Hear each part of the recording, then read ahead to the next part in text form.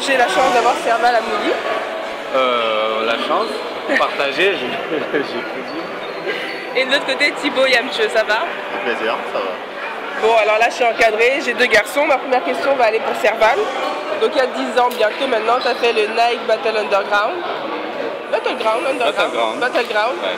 Alors, bientôt 10 ans, qu'est-ce que tu en as tiré? Qu'est-ce qu'il en reste?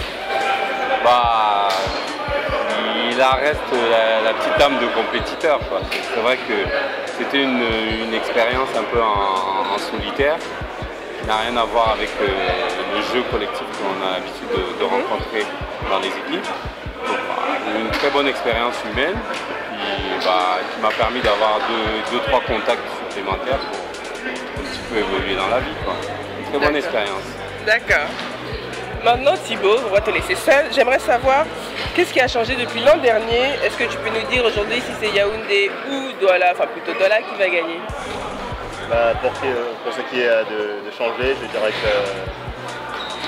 qu'on peut voir que le tournoi évolue. On rassemble plus de monde, il y a plus de joueurs qui sont impliqués. Il y a des personnes qu'on n'avait pas vues depuis 4, 5, 6 ans qui sont venues spécialement pour le tournoi, donc c'est un gros changement. Et j'ai comme l'impression qu'au fil des années, ça devient de plus en plus difficile, dans le sens où chaque ville veut gagner, remporter le tournoi. Par contre, pour ce qui est de gagner, Douala ou Yaoundé, la question ne se pose pas, je crois. Eh mais non, elle se pose pas, c'est Douala qui va gagner. Ça, je sais pas trop, l'année dernière, je l'ai dit, c'est zéro pression, zéro émotion. On vient, on remporte le truc. Et après, peut-être la 3e mi-temps, la boîte de nuit, Douala peut gagner, c'est pas grave. Donc Serval, tu t'es fait une bonne et énorme réputation, dure réputation de défenseur.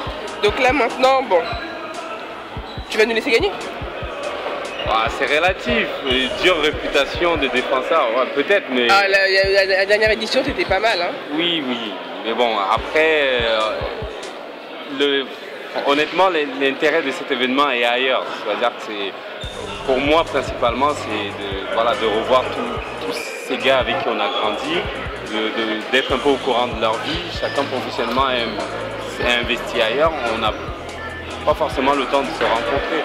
Après, sur le terrain, l'âme du compétiteur reprend un peu le dessus. C'est-à-dire que ça commence toujours tranquille pour passer du temps avec les gars, mais après, un compétiteur reste un compétiteur, même si c'est pour jouer au ludo ou au damier, on essaie toujours de gagner, quoi, voilà. C'est vrai.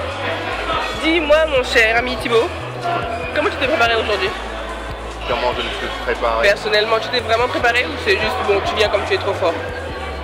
Comme je suis trop fort, je ne dirais pas. Je ne dirais pas ça, je le prends au sérieux de toutes les façons.